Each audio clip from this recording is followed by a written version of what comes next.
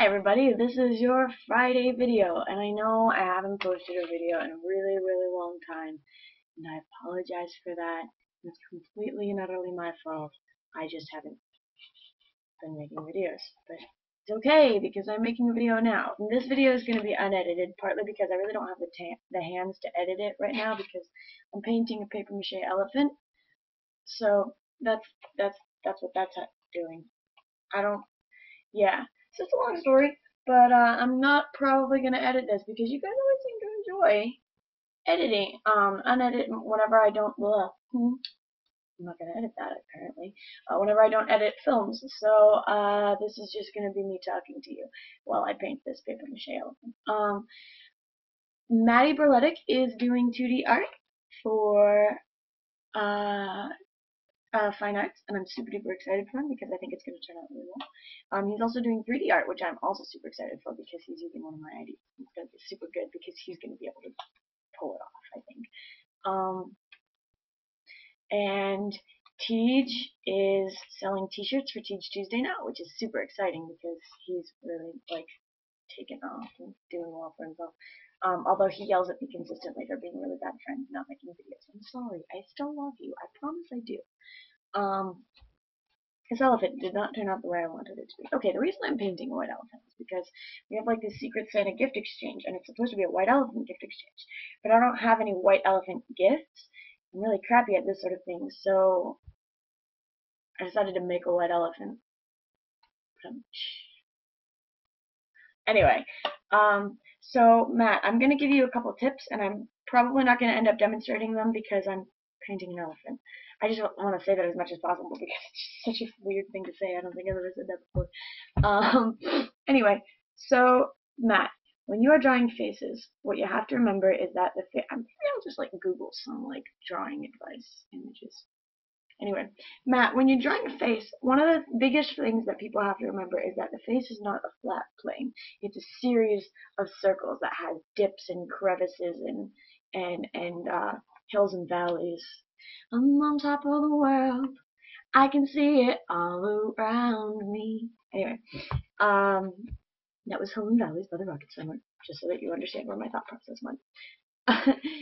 So one of the biggest things to remember, especially with you, because you draw flat planes for faces all the time because you don't actually draw faces, which is fine, but if you're going to end up drawing a face, which I think you might be, I'm not sure about that. I think you are, though.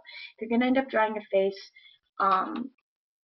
really remember that the face really dips in, especially in the eye sockets. The mouth is bits of flesh that are like curled out. The lips are actually really disgusting if you think about them. They always gross me out if I think too hard about what lips actually are. I'm grossed out by lips.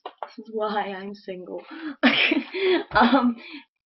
So remember that, and then when you're drawing, don't be afraid to shade really dark, because you can always lift it up with an eraser or something, but dark shading is going to be what's going to make it believable. And honestly, if you're going to do a face and if you want it to look fairly realistic, I honestly think that you should Google a face or see if one of your friends loves you enough to just sit down for you so you can draw them, because when something is right in front of you, it's a lot easier to draw, like a lot easier to draw. Also, I really apologize for my hair. I really don't know what's happening. This is why I don't have time to edit, because I don't even have time to do my hair because I'm just so stressed. Finals are coming up, and I'm super nervous because art history, the final that I'm freaking out the most about, because I'm gonna have to like remember the name of every piece of art ever and the date that it was made and the materials it was made in and when it was made and what kind of a technique was used to make it. I'm gonna have to remember all that, and then on top of that, they scheduled the test for like 7:30 on a Saturday morning.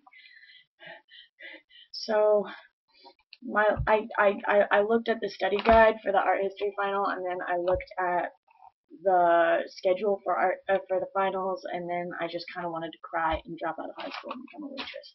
Which then all of my friends had the goodness to point out that that's probably what I'm going to do when I graduate college anyway, since I'm getting an art degree. My friends are really nice. It's cool, guys. So yeah, Drew, I'm super sad that you're that you're moving. And I know it probably doesn't mean much because I'm painting an elephant right now and I'm really not looking at the camera, but honestly, I'm going to miss you a lot. So you have to make sure you visit often because I'm going to miss you. This elephant was kind of crappy. Whatever.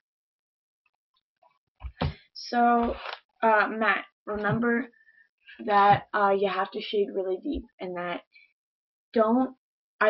honestly, I think that if you want it to look realistic, you should get someone to sit in front of you, or at least Google an image, because drawing a face is really hard because you draw what you think a face should look like.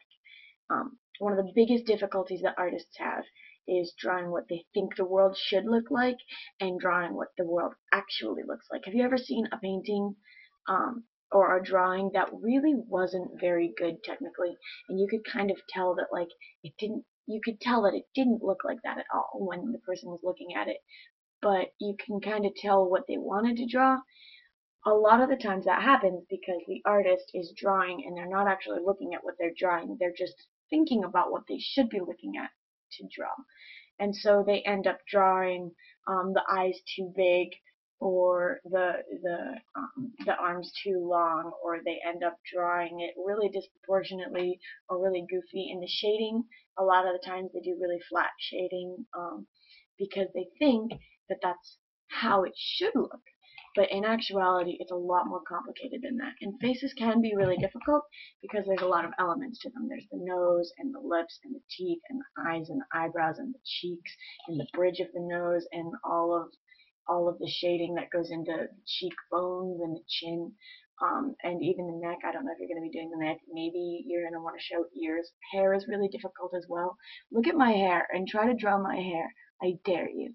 Because this is weird hair, and I think you should draw it with all of the highlighting and shading as well. Eventually, I feel like more emotion with my face the closer I get to my face, and the more I'm like on the edge of drawing myself a mustache or something like that. Anyway, so I really, really encourage you to draw from observation because honestly, I hated doing it too, honestly, because I was like, I had pretty much the exact same problem that you had in the exact same time you had, only you're a little faster than me. You're like, I drew like you did, only I drew faces as well, but I drew it in like 9th and 10th grade. So you're like ahead of the curve for me, which is why I think that if you keep working at the pace that you're working, you're totally going to pass me up in art. And I'm super excited for that because I think that you're going to be a beast because you have such good ideas. So I really, really encourage you to draw from observation because I know that it's not fun. I really do. It sucks when you first start out. But if you stick with it, I promise you, not only will it stop sucking so much and you'll start to realize how interesting like drawing from real life is, because drawing from real life is a lot different than from drawing in your head. And so just try to find the interesting aspect of drawing in real life. And then not only will it stop sucking, but I promise you, I promise you that you will be able to see an improvement in your drawing. Just remember with faces, never to make super hard lines, especially like around the nose and lips and everything. If you look, I don't actually have a line right here telling me like this is the bridge of my nose. It's actually the only reason you know is because there's a shadow right there. So you have to remember stuff like that. Drawing from observation sucks, but I think you should do it anyway. And I'm sorry that I'm a killjoy saying that, but whatever. Tej, I think that you should work on getting Rachel Stetz to guest star on this show because I think that that would be stinking awesome. I'm also gonna start texting Kara Bishop and see if she wants to guest star because Kara Bishop would be amazing too. Tyranny, I have new dances to show you. Me and Essie choreographed a duet to Cosmic Love that I'm pretty positive I'm gonna have to teach you when I come home to Christmas. It's awesome, and I'm gonna try to record that at some point. And I also started dancing to a Maria Mina song called Self-Fulfilling Prophecy, and it's super duper good. It just sounds awesome. There's violins in it, which the strings are my favorite instrument, which is part of why I love Drew so much, because he plays the violin. And when he's not playing the violin, he's doing this, and it's awesome. So, I think that that is just about all that I have to say to you. right now I'm going to an art walk later tonight. There's an art walk once a month, every month here.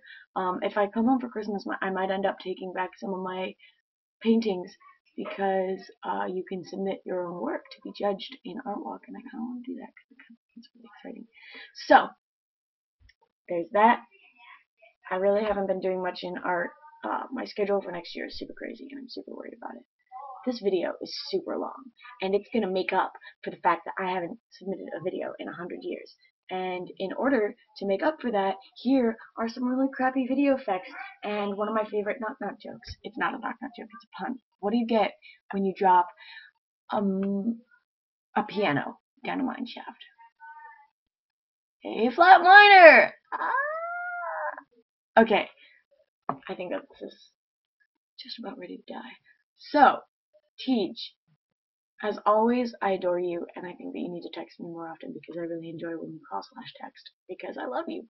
Matt Berletic, you need to call and text more often because you used to text me like every day and we would text all the time, and now you don't. Tierney, I loved Skyping with you over Thanksgiving break. We should do it again. And I know that it's completely my fault that we haven't done it again yet, but I'm just saying we should try again. Because Drew, you should text me all the time too. I don't even know if you have my number. I don't have yours. Whatever. We should keep in contact.